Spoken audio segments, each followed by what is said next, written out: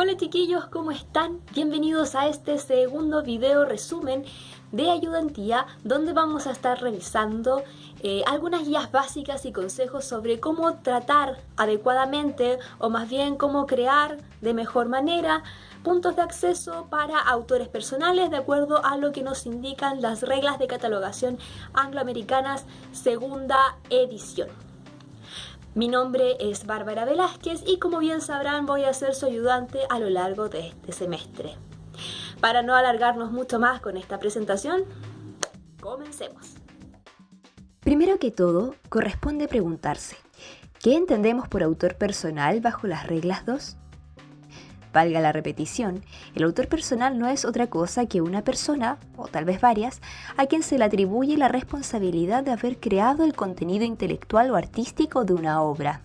El formato MARC, en este sentido, ha asignado tanto los campos 100 como el 700 para ingresar los nombres de autores personales, usándose el primero para ingresar un autor principal y el segundo para autores secundarios. El primer indicador de estos campos X00 hacen referencia al tipo de asiento para el nombre personal y pueden adquirir los siguientes valores. 0, cuando asentamos al autor por su nombre de pila, por ejemplo, el Rubius. 1, cuando asentamos al autor bajo su apellido, por ejemplo, Douglas Gundersen, Rubén. Y 3, cuando el autor corresponde a una familia. Por ejemplo, familia Farquhar. A decir verdad, nosotros en este curso solo veremos casos donde el autor personal sea asentado por su nombre de pila o apellido, jamás por el nombre de la familia, pero deben saber que existe esa alternativa. En cuanto a los subcampos más utilizados al asentar autores personales, estos son principalmente el subcampo A, donde ingresaremos el nombre de la persona, ya sea por nombre de pila o por su apellido. El subcampo B de numeración, el cual utilizamos cuando nuestro autor pertenece a la nobleza o a un cargo clerical, en donde se utilice la numeración para distinguirle de otros miembros de nombre similar, como por ejemplo Juan Pablo II. Dicho sea de paso, utilizamos este subcampo solo cuando ingresamos al autor por su nombre de pila. Es decir, cuando el primer indicador de nuestro 100 o 700 sea igual a 0. Otro subcampo que eventualmente estaremos trabajando es el subcampo C, de títulos de nobleza y otras palabras asociadas al nombre. El subcampo D, para ingresar fechas relacionadas, generalmente la de nacimiento y muerte en caso de que el autor se encuentre fallecido. Y finalmente el subcampo E, para indicar la función. Es importante recalcar en este punto que este subcampo se utiliza solo en los 700 y para indicar cuando se trata de un editor, compilador, traductor, etc., usando las abreviaturas del apéndice B de las reglas cuando corresponda. Eso sí, nunca se utiliza para los autores propiamente tal. Para ellos, este subcampo simplemente lo omitimos y se subentiende así que se trata del autor, autora o autores de la obra. Entrando más en materia, ¿cómo podemos crear adecuadamente un asiento de autor bajo su apellido? A decir verdad, en este curso es probable que la mayor parte del tiempo nos toque crear asientos bajo apellido, donde el primer indicador, ya sea de nuestro campo 100 o 700, será 1. Y es por ello que veremos estos casos en primer lugar y nos adentraremos en algunos de los aspectos más relevantes de la norma 22.5 de las reglas. El caso más frecuente que deberemos tratar tiene que ver con el ingreso de apellidos compuestos. De acuerdo a las reglas 2, estos corresponden a aquellos que constan simplemente de 2 o más nombres propios, como por ejemplo, Fernández Silanes es de por sí un apellido compuesto al tratarse de 2 nombres propios. García Huidobro es también un apellido compuesto, unido en este caso por guión. Así como también lo es Santos de la Cruz, el cual además se haya unido mediante el uso de partículas. Ya les explicaré un poquito más adelante de qué se trata eso de las partículas. Pero en fin, cualquier apellido que esté formado por 2 o más nombres propios es considerado por las reglas 2 un apellido compuesto.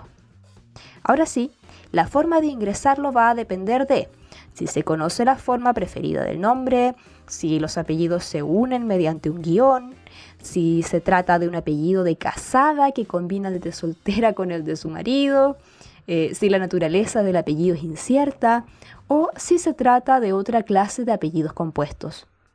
Para todo ello, habrán reglas especiales que pueden consultar desde el mismo documento. Hay un caso en particular que puede pasar un tanto desapercibido en las normas, pero que nos puede llegar a ser de mucha utilidad. Y es que cuando un elemento del nombre que se encuentra justo antes del apellido aparece regularmente o ocasionalmente sustituido por su inicial, significa que ese elemento no se usará como parte del apellido.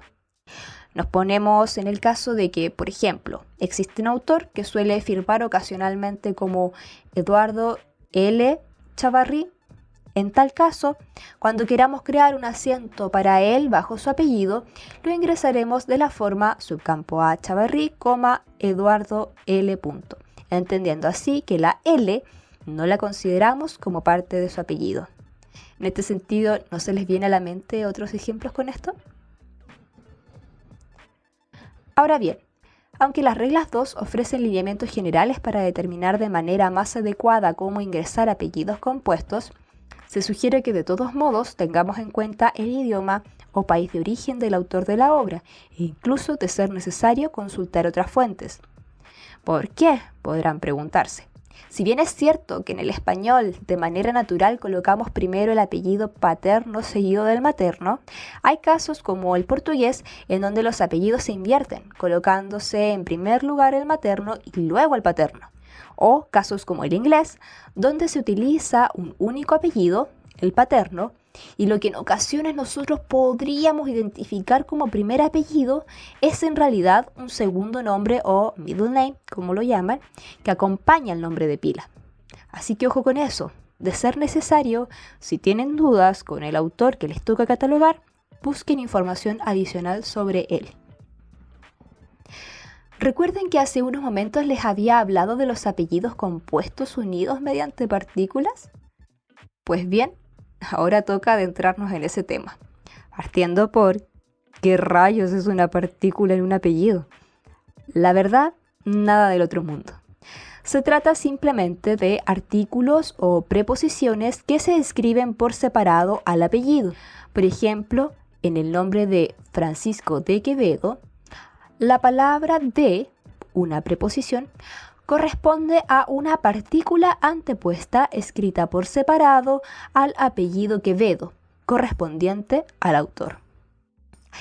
En estos casos, incluso aún más que en el anterior, es fundamental saber el idioma / país de origen del autor en cuestión, pues de ello dependerá necesariamente la forma de ingresarlo. ¿Por qué?, volverán a preguntarse, y es que las partículas en un apellido pueden ser en ocasiones difíciles de distinguir cuando están en otro idioma.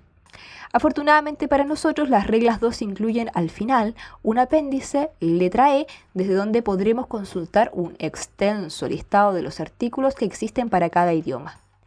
Sumado a lo anterior, la regla 22.5d tiene además un minucioso caso a caso donde podremos consultar para diferentes idiomas qué se hace al encontrarnos con un apellido con partículas antepuestas. Yo a continuación les he dejado algunos de los casos más relevantes, pero en las reglas podrán consultar ampliamente esta sección. En el caso del español, las reglas 2 nos dicen lo siguiente. Si la partícula consiste en un artículo solamente, hay que asentar el apellido bajo la partícula. ¿En qué se traduce esto? Si la persona se llama Manuel Antonio Las Heras, nosotros crearemos nuestro 100 y pondremos en primer lugar Las Heras, Manuel Antonio. Lo mismo que si el autor se llama Francisco Latorre. Pondremos en primer lugar Latorre, seguido por el nombre, Francisco. Latorre, Francisco. Ahora bien, si la partícula en cuestión es una preposición o una preposición más un artículo, deberemos asentar dicho nombre bajo la parte que sigue a la partícula. ¿En qué se traduce esto? que ahora si, por ejemplo, nuestro autor se llama Francisco de Figueroa, lo que pondremos en primer lugar será Figueroa, Francisco de, dejando así la partícula de del lado del nombre. Otro caso, si el autor se llama José Luis de la Barrera, lo que pondremos en primer lugar no será de la Barrera, sino que Barrera, José Luis de la. Otro caso que nos puede llegar a tocar en un ejercicio corresponde a los apellidos de origen portugués.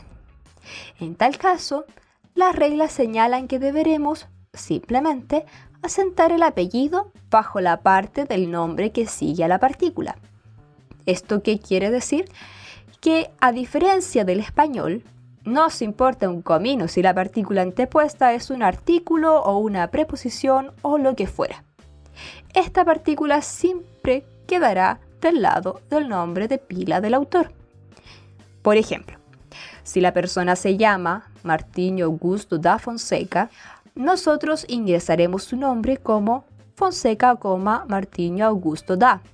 Si la persona se llama João Adolfo dos Santos, nosotros lo ingresaremos como Santos, João Adolfo dos. Así de sencillo. Colocaremos primero siempre la parte del apellido que está después de la partícula.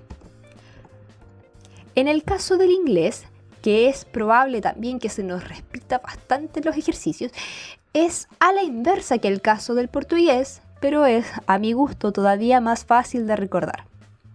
¿Qué nos dicen las reglas 2 para asentar apellidos con partículas antepuestas cuando el autor es de habla inglesa? Simplemente asiente bajo la partícula. Es decir, si la persona se llama Gilbert Abbott A. Beckett, ingresaremos su nombre como A. Beckett, Gilbert Abbott. Si la persona se llama Augustus de Morgan, ingresaremos su nombre como de Morgan, Augustus. Si la persona se llama Richard Legalien, su nombre lo ingresaremos como Legalien, Richard. Súper fácil y sencillo. Ahora bien, ¿qué pasa cuando en lugar de apellidos debemos ingresar a un autor por su nombre de pila? Es decir, que el primer indicador de mi campo 100 o 700 sea igual a 0. Para ello, el paso a paso lo encontraremos en las reglas 22.8. ¿Y qué nos dicen al respecto? Pues bien, primero que todo, debemos entender que el nombre de pila, visto desde las reglas y el formato MARC, agrupa los casos de autores cuyo nombre no incluye un apellido propiamente tal, ni contiene elementos que puedan ser considerados como un apellido. Siendo así, si el autor, que al firmar su obra no tiene apellido y que tampoco se identifica por un título de nobleza o equivalente, debe asentarse bajo la parte del nombre por la cual la persona aparece registrada en fuentes de referencia. Ahora, para casos de autores, sobre todo antiguos, donde colocar solo el nombre de pila pueda resultar en que se confunda con otros autores de nombre similar, es del todo pertinente que incluyamos alguna palabra o frase que mencione su lugar de origen, domicilio, ocupación u otras características que comúnmente sean asociadas al nombre de ese autor, tanto en obras de la misma persona o en fuentes de referencia. La manera más adecuada de traducir esto al formato MARC es el uso del subcampo C.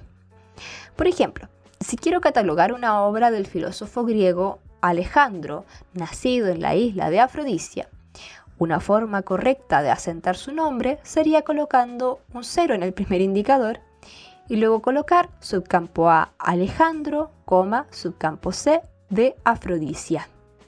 Para ver otros detalles relativos al ingreso de un autor por su nombre de pila, consulten la regla 22.8A1. Para ir terminando, ¿cómo decido si crear un asiento principal y o uno secundario? Aquí sí que será necesario que tomen sus reglas 2 y la llenen de anotaciones, pues en ella están todos los secretos develados. Lo que verán a continuación en la PPT propiamente tal es un cuadro resumen donde describo qué se hace en cada caso y cuál es la norma que sustenta esa acción. Mientras que, por esta vía, les voy a mostrar algunas portadas donde se reflejen dichos casos para ir ejemplificando. Primer caso. En la portada hay solo un autor. ¿Qué debo hacer? Simplemente ingreso al autor como asiento principal en un campo 100. Y listo. Segundo caso. ¿Y qué pasa si hay 2 o 3 autores, pero uno de ellos es identificado como el principal? Ya sea esto por la tipografía, el tamaño de la letra, etc.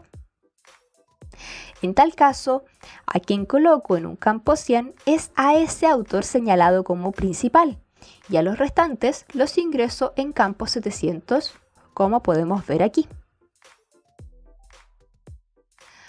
Tercer caso.